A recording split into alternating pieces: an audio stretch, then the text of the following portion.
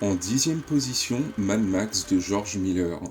Un film d'exploitation australien dont la séquence d'introduction va littéralement me scotcher à mon siège.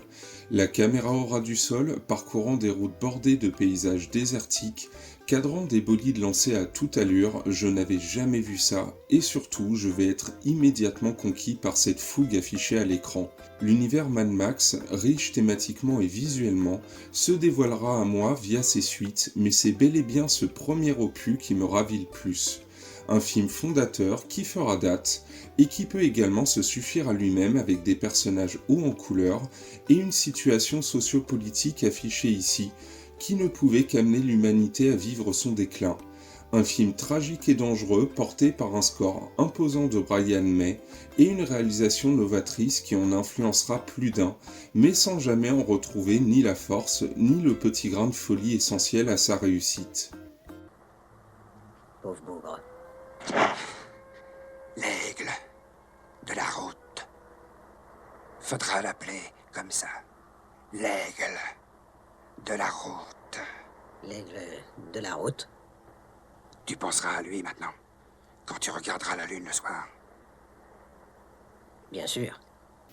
En 9e position, Les Dents de la Mer de Steven Spielberg.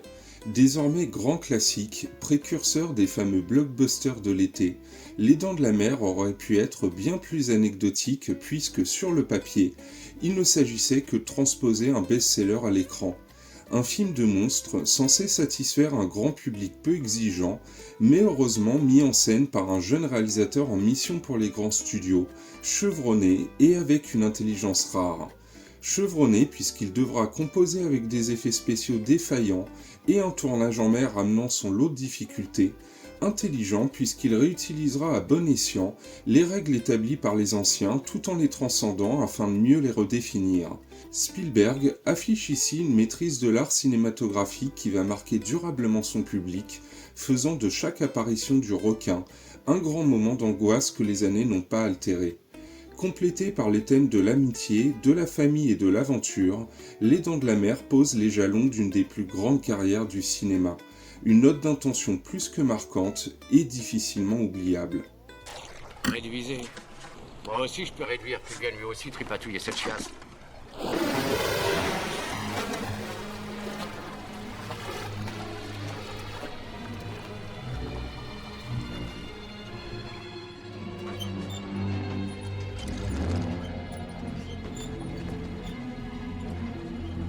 Il nous faudrait un plus gros bateau.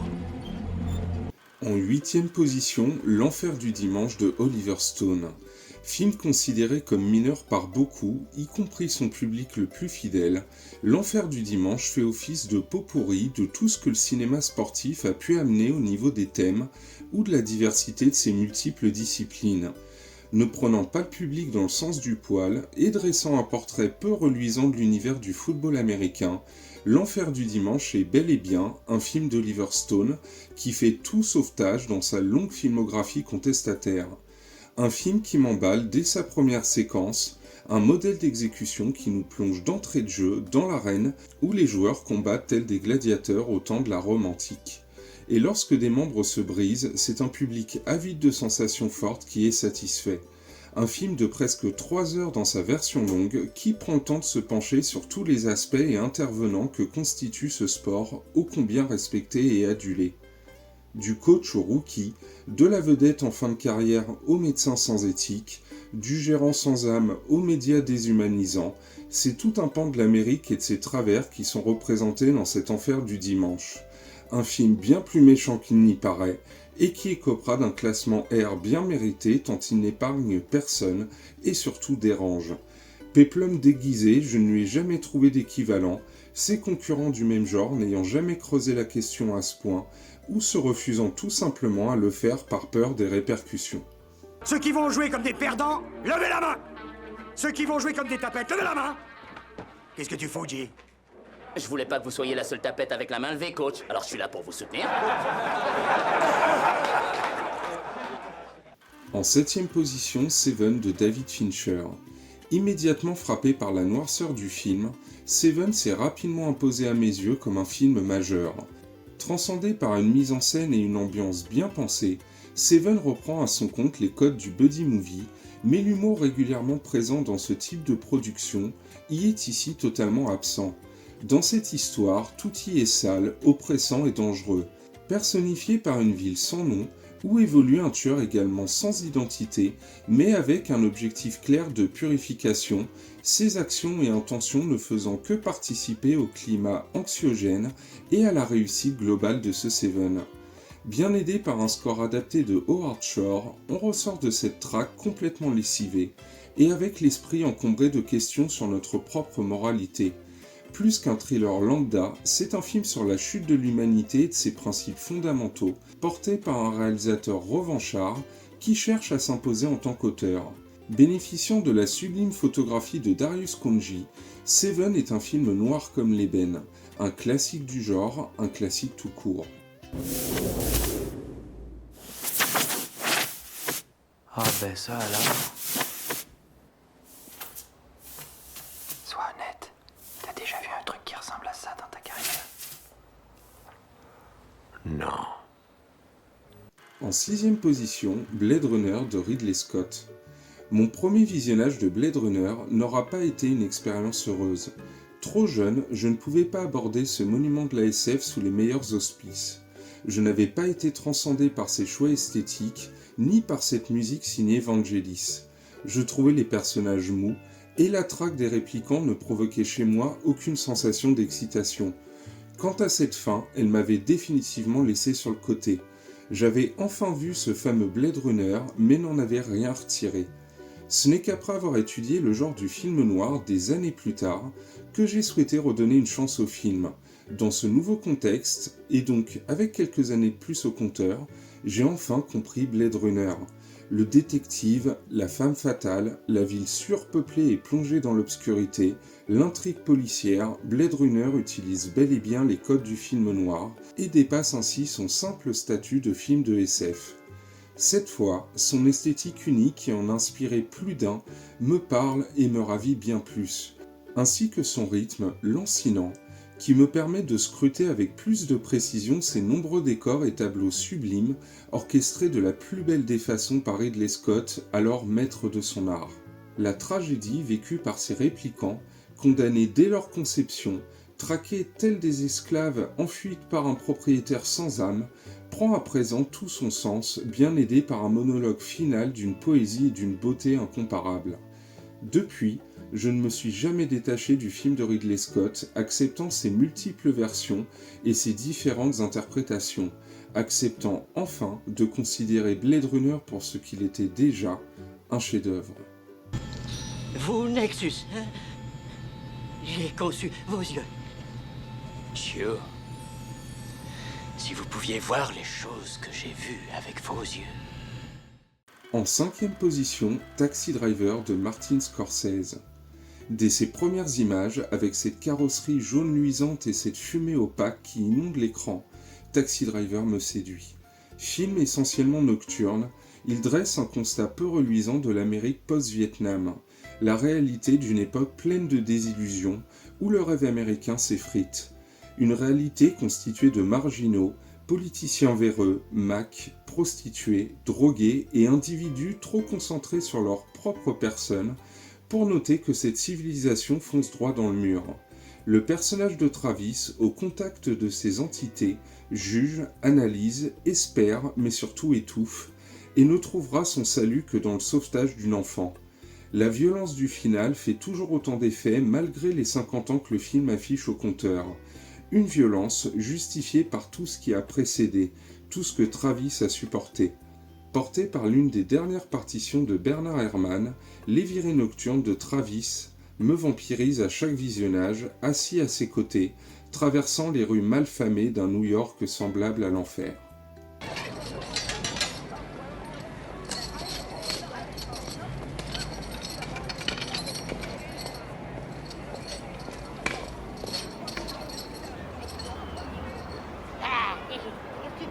T'as un beau cul. Mais ça n'empêche pas que je trouve que t'as un beau cul. Attends, tu vas voir si je t'attrape, toi. En 4e position, True Romance de Tony Scott. Histoire d'amour sur fond de polar, le scénario de Tarantino se retrouve entre les mains de Tony Scott. Ce dernier tombe sous le charme de ses personnages plus marquants les uns que les autres, vivant des situations rocambolesques qu'il s'imagine très bien mettre en scène, d'autant qu'on lui donne carte blanche. Un bon choix, auquel on ajoutera celui d'un casting impeccable et d'une BO portée par un thème principal touchant de Hans Zimmer. Un thème exotique et apaisé, en totale opposition avec la noirceur des événements à venir. Dialogue ciselé, violence bien dosée, mise en scène efficace et inspirée, c'est un peu de tout ça que je retrouve dans True Romance. La fin voulue par Tony Scott conclut le film sur une note bienveillante et achève de faire du projet une œuvre à part dans sa carrière. Une scène finale, simple mais touchante, reposant sur des artifices convenus mais adaptés.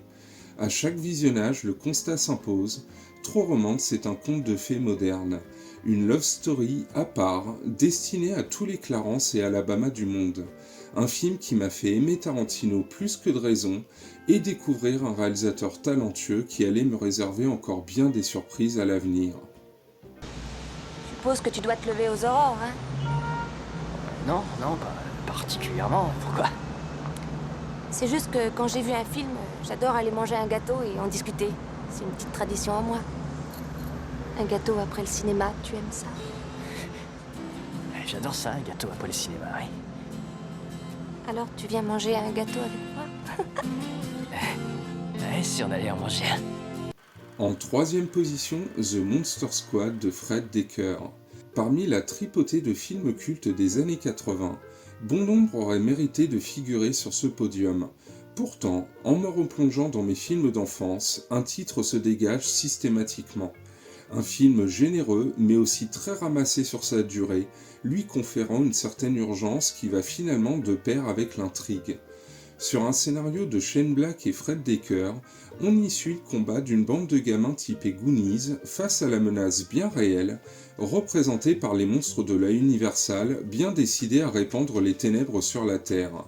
Si bon nombre de scènes jugées trop coûteuses sont écartées, dont une impressionnante bataille en guise d'introduction, le spectacle proposé ici me suffit amplement tant par le respect affiché pour ces icônes du cinéma fantastique que pour sa compréhension des codes populaires imposés à l'époque par les productions Amblin. Les formidables effets spéciaux de Stan Winston achèveront de me convaincre, The Monster Squad fait partie de mes films fétiches depuis plus de 30 ans, et à la rédaction de ce top, il me paraissait évident que pour moi, il méritait amplement cette troisième place. Je vais bientôt dormir, donc. Écoute bien ce que je vais dire. Le journal de Van Helsing n'est plus ici. Je veux que tu le retrouves pour moi. Tu comprends? Maître. C'est un enfant qui possède le livre. Tu dois trouver cet enfant et lui reprendre le journal de Van Helsing. Et s'il refuse de coopérer, tu tueras le gamin. En deuxième position, Robocop de Paul Verhoeven. Au même titre que d'autres films de cette sélection, Robocop fait partie de mes premières expériences cinématographiques marquantes. Une série B de grande classe qui, malgré ses apparences d'actionneur bourrin et bas du front, se révèle être une réussite sur bien des points. Avec son univers à la fois futuriste et proche du nôtre, où se confondent violence, corruption et malaise social, notre héros n'avait effectivement aucune chance, sacrifié dès les premières minutes, preuve que l'espoir et l'optimiste n'ont pas leur place dans le monde de Robocop. Le film peut compter sur des interprètes concernés et investis, dont un Peter Weller impeccable que je n'arriverai jamais à dissocier du rôle. Il apporte au personnage une gestuelle et des émotions qui participeront fortement à la réussite globale du projet. Une réussite que l'on doit également attribuer à l'équipe technique, dirigée par un Paul Verhoeven qui s'amuse comme un gosse à déglinguer les hautes instances de l'intérieur, aux effets spéciaux incroyables de Phil Tippett qui donnera vie à cet ED-209, antagoniste parfait à notre robot flic, mais aussi à Basil Polidouris, compositeur génial, qui effectue ici un mélange très équilibré entre orchestration classique et utilisation de la musique électronique pour un résultat gorgé d'instants de bravoure, mais aussi d'émotion quand le métrage en a le plus besoin. Robocop est déjà en l'état une œuvre très complète, à laquelle on peut ajouter d'autres axes de lecture selon nos points d'intérêt, comme la mainmise des grandes corporations sur les institutions, la résurrection du héros d'un point de vue christique, ou encore le thème de la vengeance et de la perte d'humanité. Pour tout ça, Robocop est forcément pour moi un film magistral.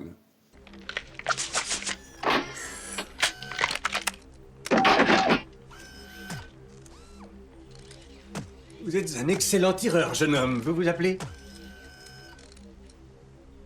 Murphy. En première position, la trilogie du Parrain de Francis Ford Coppola. Ma première initiation au Parrain remonte à l'âge de mes 15 ans. C'est à cet âge que j'ai fait la rencontre d'un fan de films de gangsters.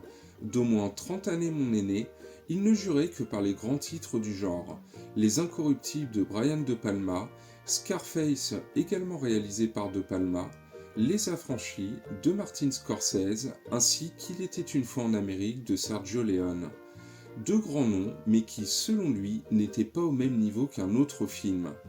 En réalité, une trilogie formant un tout cohérent et indissociable. Ce n'est que quelques mois plus tard, avec l'achat d'une édition en VHS, que j'ai pu juger si oui ou non ces films justifiaient cette passion débordante de mon initiateur.